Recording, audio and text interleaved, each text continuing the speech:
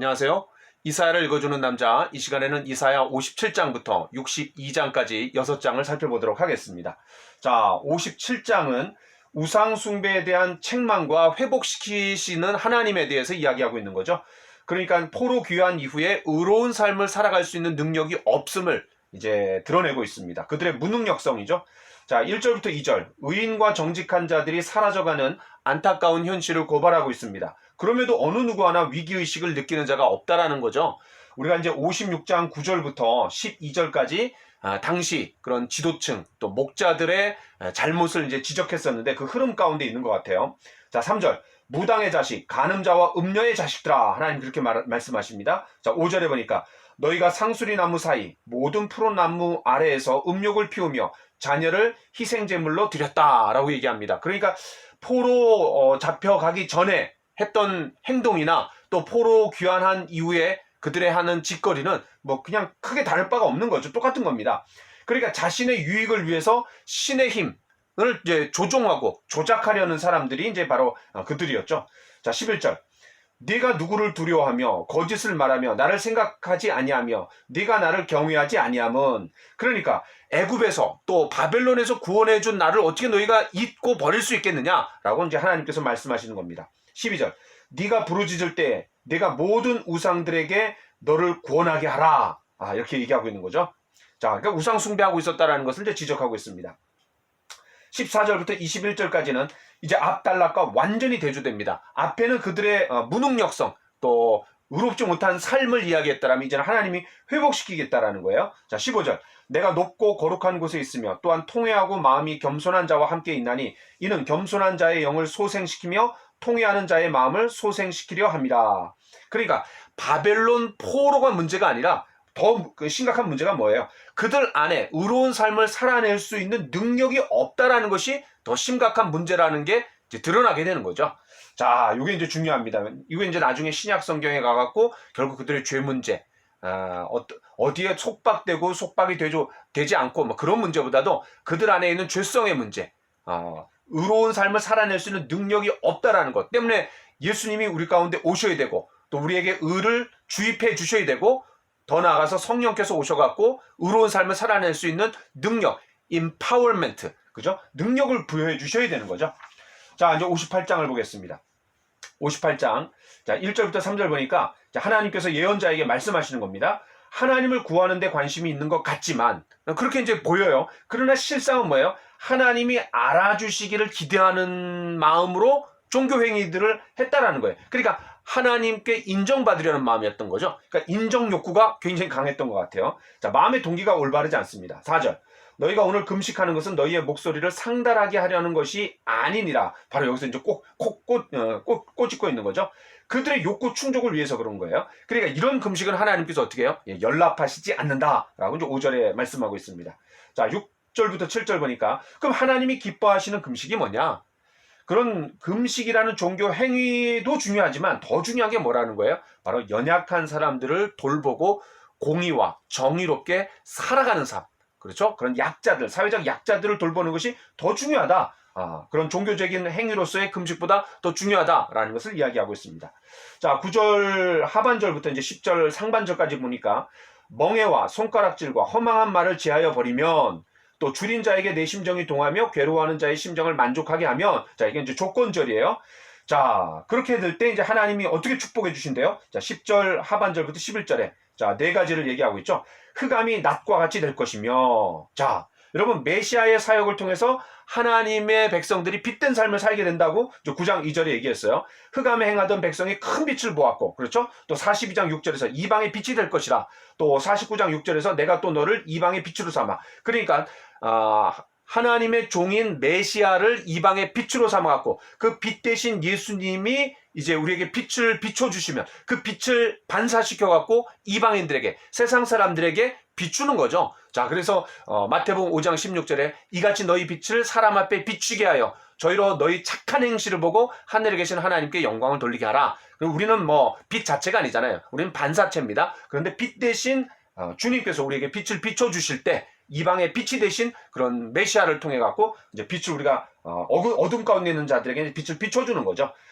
자, 그래서 메시아의 사역을 통한 하나님의 백성이 빛된 삶을 살아가고 빛의 자녀들처럼 행할 수 있다라는 것을 이야기해 주고 있습니다. 그래서 이제 하나님의 축복의 첫 번째가 뭐냐? 흑암이 낮과 같이 될 것이며, 자, 두 번째는 하나님이 항상 인도하는 삶을 살게 되고, 또 세 번째는 뭐예요? 메마른 곳에서도 영혼을 만족해 하며, 또 네 번째, 뼈를 견고하게 하리니, 결국 어떤 거예요? 물된 동산 같겠고 물이 끊어지지 아니하는 샘 같을 것이라. 예, 아주 놀라운 삶을 살게 되는 겁니다.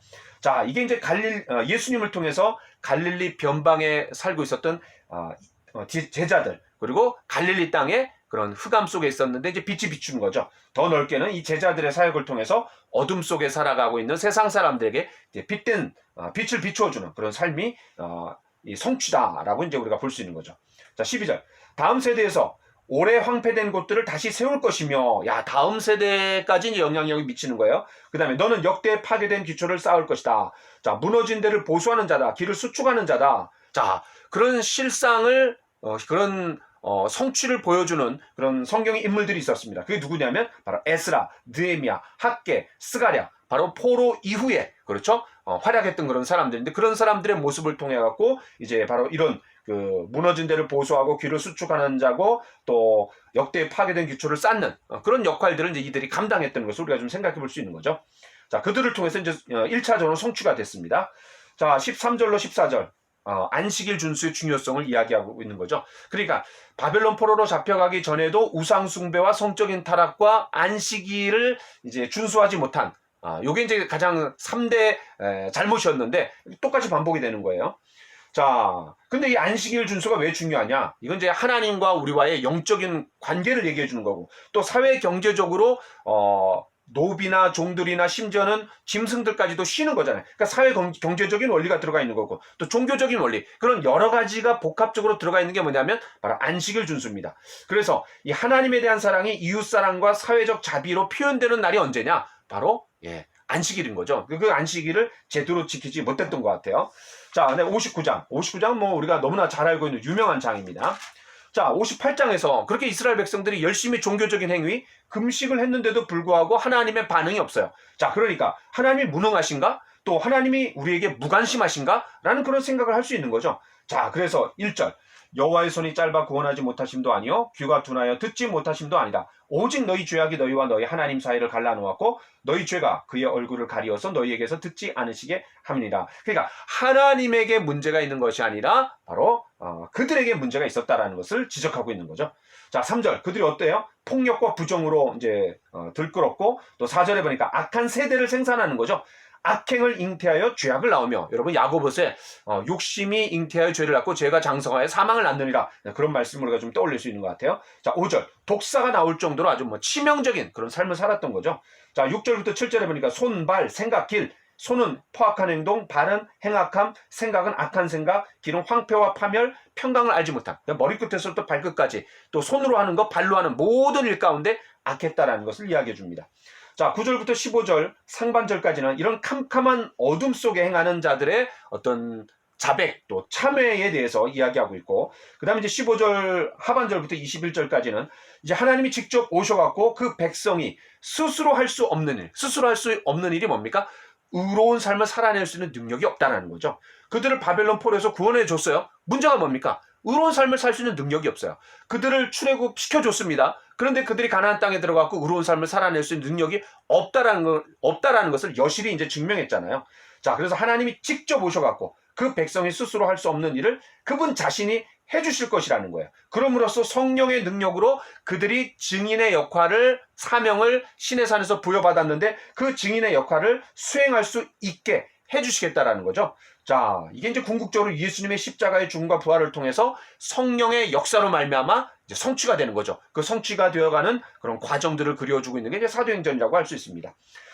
자, 여러분 이사야 53장 11절에 보니까 이런 말씀이 있습니다.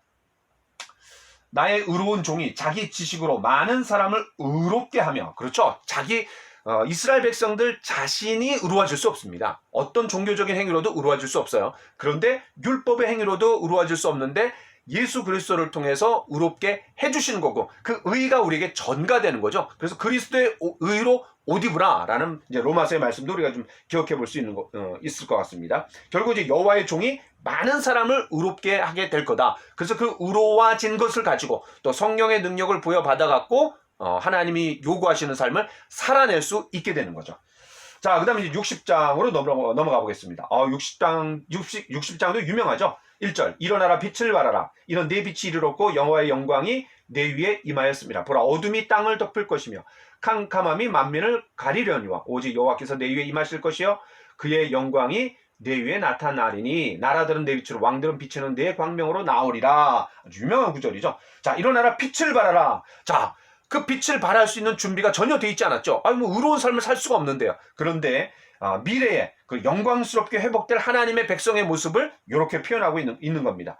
자, 아까도 얘기했듯이 42장 6절 또 49장 6절에서 내가 이방의 빛이 될 거다. 너는 누구예요? 바로 여호와의 종이죠. 바로 메시아를 통해 갖고 이방인은 이제 빛이 되는데 그런 하나님의 백성이 어둠 가운데 있는 세상에 그 빛을 전하는 사역을 이제 하게 될 것이다. 미래의 어떤 하나님의 백성의 영광된 모습, 교회의 모습, 그리고 예수님 이후의 그런 모습들을 여기서 이제 예언하고 있다라고 해도 과언이 아닌 겁니다.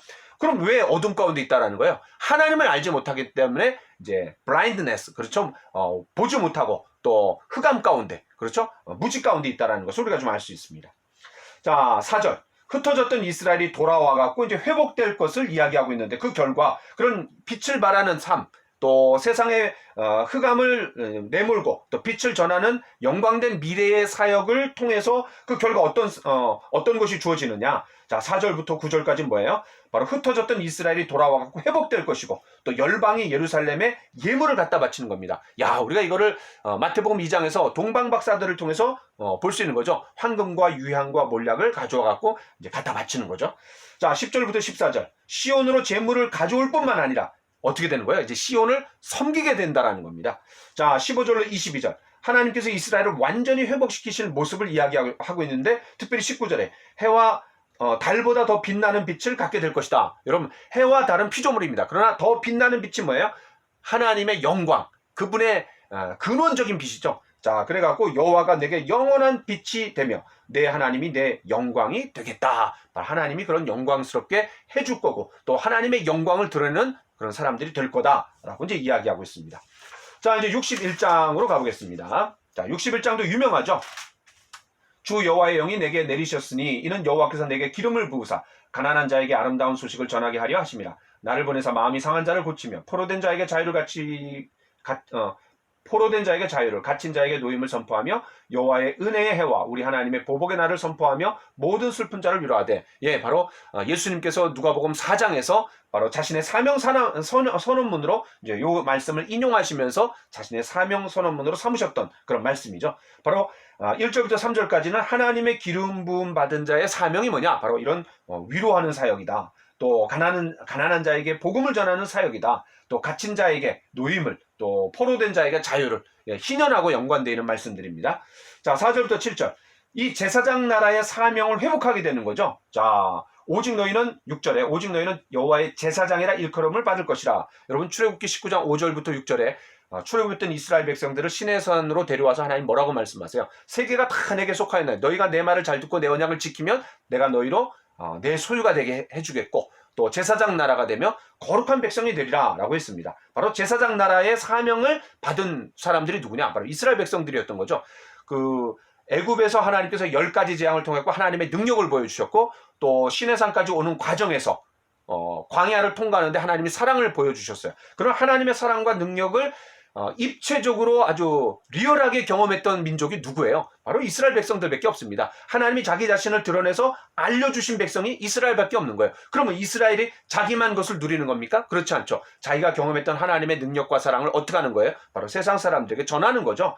자, 베드로전서 2장 9절에서도 너희는 왕같은 제사장들이여. 너희는 누굽니까? 바로 출애굽했던 이스라엘 백성들처럼 죄로부터 구원받은, 죽음으로부터 구원받은, 마귀로부터 구원받은 바로 교회를 얘기하는 거죠. 너희는 택하신 족속이요, 왕같은 제사장들이요. 바로 그런 제사장의, 온 세상에 하나님을 전하는 제사장의 역할을 감당해야 되는 것이 바로 이제 교회였던 거죠. 바로 이런 제사장 나라의 사명이 회복된다라는 거예요.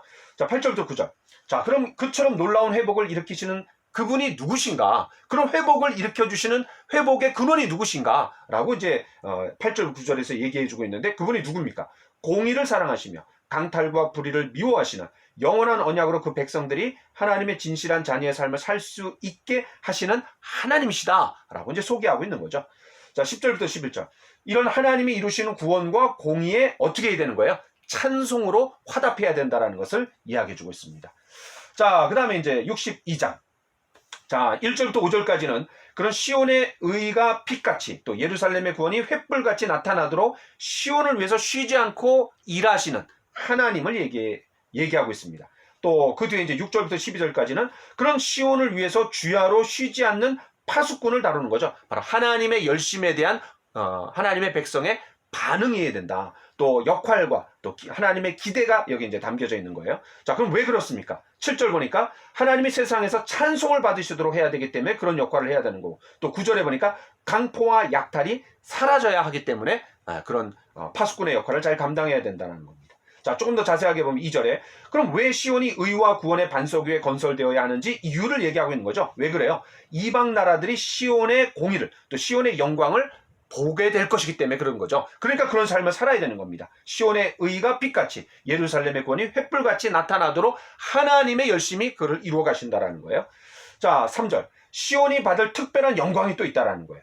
또 4절. 시온이 받을 새 이름이 뭡니까? 자, 2절에서 너는 여호와의 입으로 정하실 새 이름으로 일컬어진다라고 했습니다. 자, 그럼 새 이름이 뭐예요? 바벨론 유배 때처럼 하나님께 버림받은 과부, 또 남편의 사랑을 잃어버린 여자처럼 불리지 않고 어떻게 불린다라는 거예요? 남편의 사랑을 충분히 받는 여자처럼 여김을 받을 것이다. 라고 이제 그들의 어떤 새로운 정체성을 이야기하고 있습니다. 자, 여기까지 하겠습니다. 감사합니다.